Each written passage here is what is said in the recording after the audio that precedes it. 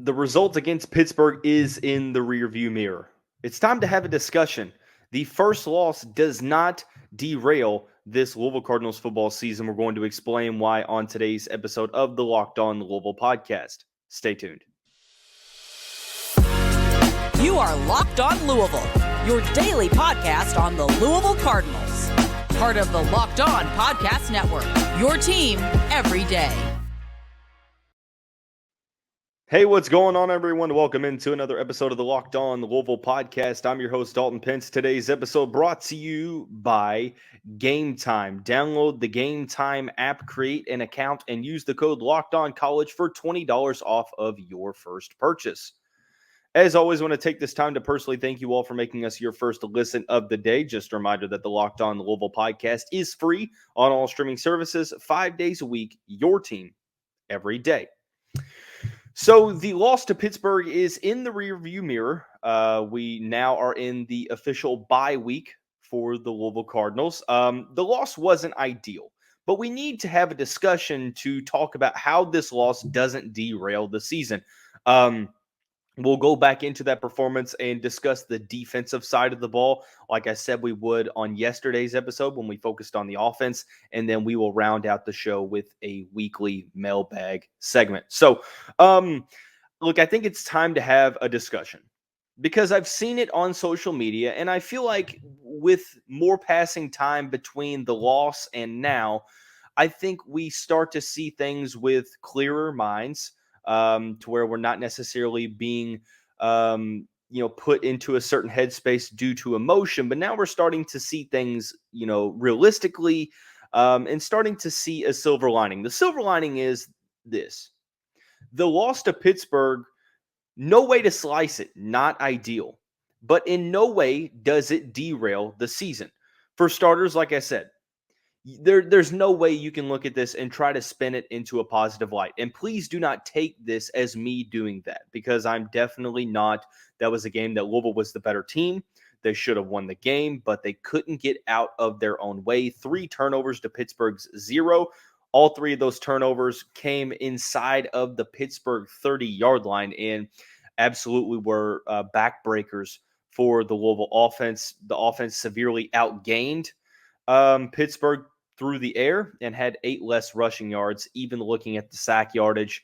Overall, just not a good performance, especially when Louisville led at 7 at halftime and then got blanked 24-0 in the final 2 quarters. So weather, no weather, injuries, no injuries. I mean, sure, you can look at the context of that and understand that it might have played a factor in this performance, but Louisville should have won regardless. So it is what it is.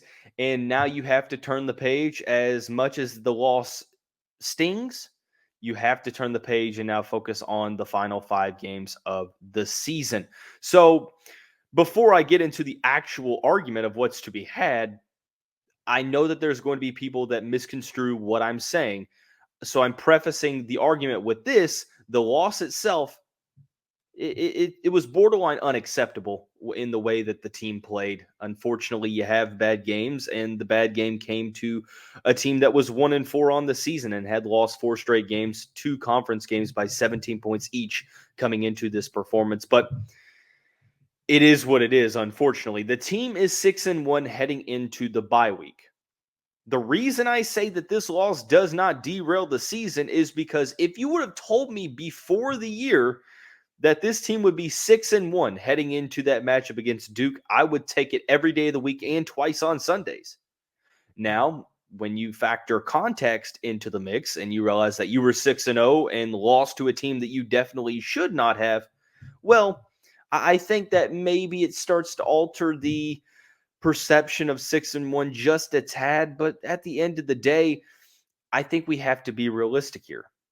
I think you can agree that the loss against Pittsburgh was not ideal, but also be excited that the team is 6-1 in the first year of the Jeff Brohm era. 2 things are not mutually exclusive. I think that both can be true at the same time. But with the team already being bowl eligible, still an opportunity over the final 5 games of the year to potentially win double digits in the regular season and go to a pretty solid bowl game in year one of Jeff Brohm's tenure, that's absolutely fantastic. And that's why I said throughout the offseason and leading into the preseason, and even when this team got to 6-0, is to, stay excited, but let's also, take it a game at a time. Don't start already talking about possible college football playoff opportunities, ACC championship opportunities, because if you do have a slip up game, you're then, sort of by default viewing this season almost as a letdown because you couldn't get to that level. I'm not saying that every Louisville fan is doing that, but I am saying that I've seen it on social media is that, oh, wow, the playoff hopes are over because you lost to Pittsburgh. And look, I get it. The loss wasn't great. It's awesome to see your team being talked about as like the TCU of last year. But this is where we got to be realistic here for two reasons. Number one, it's hard to make the college football playoff. We saw it in 2016. The team was 9-1 heading into the final two games of the year against Houston and Kentucky. And the team was on the outside looking in. I believe they were sixth in the college football playoff rankings heading into that matchup against Houston before they lost the final three games of the year. I think that, I don't want to make a point to say that you shouldn't be excited and have high expectations, but you also should not expect this team to essentially be in the playoff year one. If you got to that point against the odds, then of course that's fantastic. But we need to have a realistic conversation with ourselves in saying that to win, Jeremy Wallman says something, a good friend of mine, good friend of the show, Cardinal Sports Zone co-founder and editor, has said something when he was a guest on this show on his weekly appearances over the past couple of years. He had a saying that, to win a set amount of games, you also had to lose a set amount of games to get to those win totals, which I found to be a fascinating way to, point things out. So essentially, in this context, to win 10 games, you also have to lose 10, or you also have to lose 2 games. So you can still get to 10 wins, by losing 2 games. Now you say, oh, well, of course. I mean, that's kind of how records work. You win 10 out of the 12. That means you had a record of 10-2. Sure, that's true. But I think that it sort of highlights that there are going to be bumps in the road, that you're not going to go undefeated. And like I said, this team has an opportunity to still have a very, very successful season. Now, I will say that the loss to Pittsburgh sort of really decreases the margin of error for this team moving forward, because you have, at this point in time, 3 games or 2 games now. Actually, no, 1 game now, I believe, since both Miami and Kentucky lost. So the only ranked team on the schedule at this point in time is Duke, currently ranked 16th before their game this upcoming Saturday. Kentucky and Miami fell out of the rankings, but a couple days ago before Saturday, the last 5 games of the year featured 3 ranked teams. You have an opportunity to win 10 games. Granted, you have to really bounce back. You have 4 out of the remaining 5 at home, which is really solid, especially with some sort of the road struggles that this team has had early on this year. But I think we should be celebrating 6-1. That's what I'm saying. There will be people that say before the season, sure, but expectations change. You said it yourself. I did say it, but I said that the win totals should go from 8 to 10. I still think there's an opportunity to win 10 games in the regular season. You have 5 games, you win 4 of those, and you'll get to 10. You win 3 of those, and you'll get to 9. 9 wins is still a very good, result for this season. Granted, people would definitely want the former in that regard, but 5 games left. I could see the Cardinals being favored in, I'd say, at least 3 of those games. I think against both of the Virginia teams, and then one of Miami, Kentucky, and Duke. So it doesn't derail the season. Don't look at the bye week as, oh, wow, all the air is out of the momentum balloon. Now, granted, it was sort of the first punch in the face of adversity that the team in this era has dealt with a loss. how are we going to bounce back? And that's the main thing you have to focus on. And you hope that Jeff Brohm and company can really get, the team back on track, reset, turn the page, and be able to focus on a very solid Duke team. The reality of the situation is there's still a good amount of the season left to go. You can't sulk. You have to turn the page. You have to focus on improving and getting better. So that's the focus now. The loss doesn't derail the season, so please don't think that it does. The Cardinals can still have a very, very successful year. So before we continue to look forward, I do want to take another step back. We talked about the offensive side of the ball on yesterday's show. I now want to talk about the defensive side of the football. One of Pittsburgh's touchdowns was a pick six. The defense sort of had an up and down evening on Saturday, and we're going to talk about that here momentarily after we talk about our friends and the title sponsor of the show, Gametime. Look, you shouldn't have to worry when you're buying tickets to your next big event. That's where Gametime comes into play. It's the fast and easy way to buy tickets for all the sports, music, comedy, and theater events near you. They have killer last-minute deals, all-in prices, views from your seat, and the best price guarantee. So what that means is that you'll always get the best price. If you find tickets in the same section and roll for less, Gametime will credit 110% of the difference. That is an absolute game changer. Take the guesswork out of buying tickets with Gametime. Download the Gametime app, create an account, and use the code LOCKEDONCollege for $20 off your first purchase. Terms apply. Again, create an account and redeem the code LOCKEDONCollege. LOCKEDONCOLLEGE for $20 off. Download Gametime today. Last-minute tickets, lowest price, guaranteed. Also want to take this time to tell you about our friends over at PrizePicks. PrizePicks is the largest independently owned daily fantasy sports platform in North America. It's the easiest and most exciting way to play DFS. It's just you against the numbers instead of battling thousands of other players, including pros and sharks. You pick more than or less than on 2 to 6 player stat projections and watch the winnings roll in. Some of my favorites are for the Chargers, especially ahead of the Monday evening matchup with the Dallas Cowboys. I like to see what Keenan Allen is projected at with Mike Williams out, and what Justin Herbert is looking like more or less passing yards. So be sure to check out your favorite players' projections. Essentially, what you need to do is go to prizepicks.com with the promo code LOCKEDONCollege, prizepicks.com/LOCKEDONCollege while using the promo code LOCKEDONCollege for a first deposit match up to $100. Once again, prizepicks.com/LOCKEDONCollege with the code LOCKEDONCollege for a first deposit match up to $100. Hey, Cardinal fans, thanks again for making Locked On Louisville your first listen of the day. Heading into the bye week, make no mistake about it, Locked On is still kicking up our coverage with Locked On College Football Kickoff Live.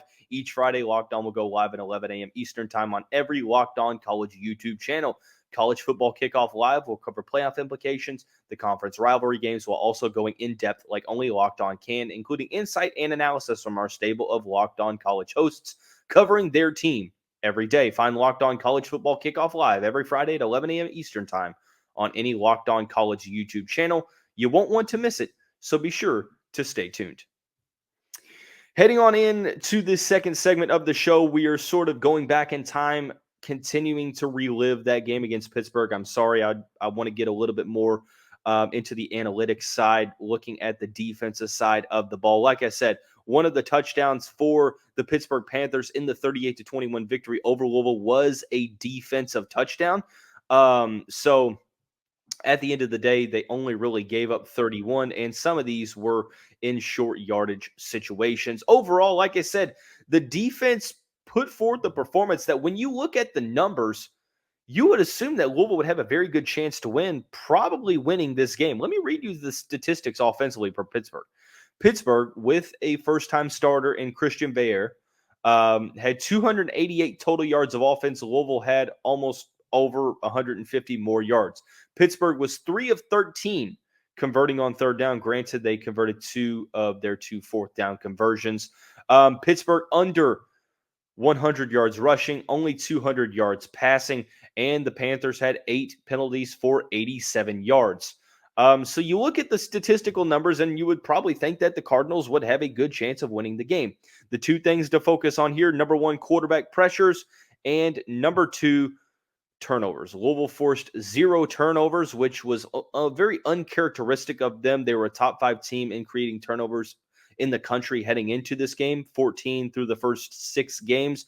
And then you look at the defensive numbers. Pittsburgh had 4 sacks on Jack Plummer to go along with 8 tackles for loss. Louisville 1 sack to 4 tackles for loss. The Cardinals really weren't able to get after the quarterback very well. Part of that you can credit Pittsburgh for essentially, making it a point of emphasis to get the ball out of Vayer's hands quickly. So that's something that you could focus on. But then again, the tackles for loss numbers aren't really there either, despite Pittsburgh not really lighting the stat sheet up. You look at the drives, I felt like despite Pittsburgh scoring more in the second half, I felt like overall the defense was a little bit better in the second half. Now, granted, 3 and outs on the first 3 possessions for Pittsburgh, and then the Cardinals gave up a big-time 46-yard passing touchdown on 1st and 10. It was a 3-play drive spanning 70 yards. Pittsburgh then would punt the ball, but score again on a 10-play, 71-yard drive. So really had 2 drives of substance in the first half. Unfortunately, Louisville with a big turnover in the first half that prevented them from increasing their lead. So those 2 drives kept Pittsburgh within striking distance. The Pittsburgh defense tightened up on the Louisville offense in the second half. I felt like the Cardinals bent but didn't break for the most part. Louisville had a 3 and out on offense at their own 35-yard line to start the third quarter. Louisville got the 3 and out, but Pittsburgh was in field goal range. The worst drive of the half for the defense was a 13-play, 61-yard touchdown drive following a that put the Pittsburgh that gave Pittsburgh the first lead of the game. So you had the field goal and the touchdown to start the second half, but after that, you look at it: 3 and out, punt, 3 and out, punt, 3 and out, punt, and then you had the touchdown at the very end on a 4th and 5 with less than 3.5 minutes to go. So, I mean, it's really hard to look at this, and it's really weird how sports works sometimes, because Pittsburgh scored 38, and I felt like the defense didn't necessarily have that bad of a game. I mean, in all honesty, you had 3 extremely good drives from Pittsburgh. But outside of that, I mean, the Panthers scored when Louisville gave them short fieldage opportunities, when they gave them the ball in Louisville territory, to where, I mean, your back is against the wall, sort of like last year.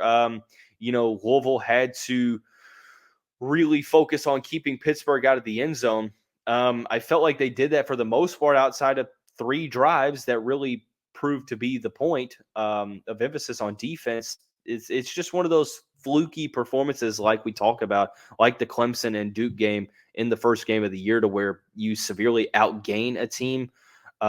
You probably have the better team, but it doesn't show that in the win column. And credit to Pittsburgh for making the adjustments needed, for getting after the quarterback, for forcing turnovers, for executing on their game plan and getting the victory. This is no disrespect toward Pittsburgh, as much as I am highlighting that Louisville just couldn't get out of their own way.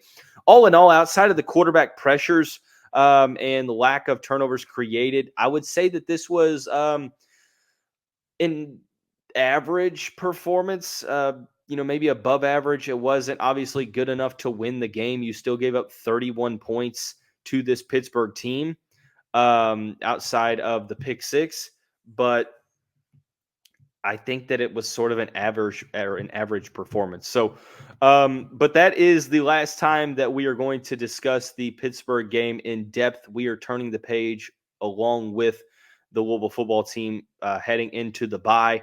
For the remainder of the show, however, we are going to dive into a Monday mailbag with some great football and basketball questions. We will do that here in just a moment after we talk about our friends over at Athletic Brewing Company. Athletic Brewing has completely changed the non-alcoholic beer game. They make non-alcoholic beers that actually taste good. They brew over 50 styles of craft non-alcoholic beer, including IPAs, golden, sours, and more. Their brews are great tasting and award-winning while beating out full-strength beers in global competitions. They're fit for all times, whether you're watching a big game, working out, tackling work, whatever. There's no hangovers ever, so extremely versatile. You can find them in-store, online, and at bars around the country. Find Athletic Brewing Company's non-alcoholic brews at a store near you or buy online at athleticbrewing.com. First-time customers can use the code LOCKEDON to get 15% off your first online order. That's code LOCKEDON at checkout for 15% off at athleticbrewing.com. Exclusions and conditions apply. Athletic Brewing Company, fit for all times. All right. Final segment of the show dedicated to a Monday mailbag. Kicking off the bye week, we will have some more football talk on tomorrow's episode of the show. We will also, at the end of this week, discuss basketball. The team has their first exhibition on Wednesday when they play host to Simmons College, a local team here in the 502. So we will talk about the team toward the conclusion of this week, but a couple very solid questions. First question is pertaining to win totals. It says, let's see, I completely lost the list. There we are.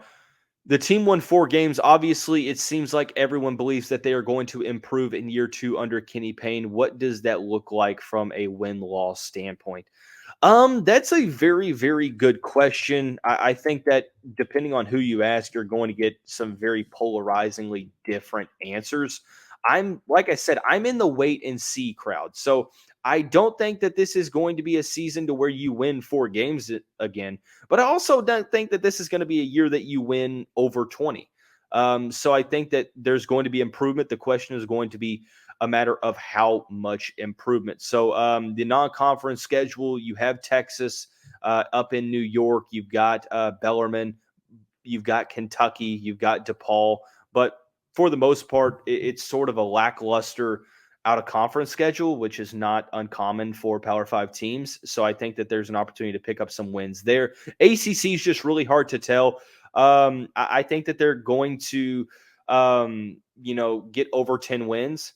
But I don't necessarily think that it's going to be 4 wins, but I don't think it's going to be 20 wins either. I think we're going to see some significant improvement, but I'm just not necessarily so sure or even having a comfortable suggestion before I've seen this team play on the court. So I'm going to go over 10, but under 20. So I know that that's kind of a wide variety, but that's just where I'm going. Continuing on basketball talk. I'm extremely excited about this year's team, but it feels like there's a lot of people that aren't giving this team a chance. What is the reason behind being so much pessimism surrounding a 4-loss year? I mean, I think that kind of spells it out. Not to be, being mean about it or anything like that. I think that is why that there is a lot of skepticism, is because the team was essentially non-competitive in a lot of these games last year. They stumbled to 4 wins. I know that the team is different, but there are those that question the coaching staff and question the identity of what Kenny Payne's trying to do on both offense and defense. So I think that there's a lot of people that are extremely skeptical. To put matters completely honest, I think that there are people that do not believe that Kenny Payne is the guy at Louisville. As much as there are people that do believe, there are also people that do not believe. And I think that that's kind of where that skepticism comes from.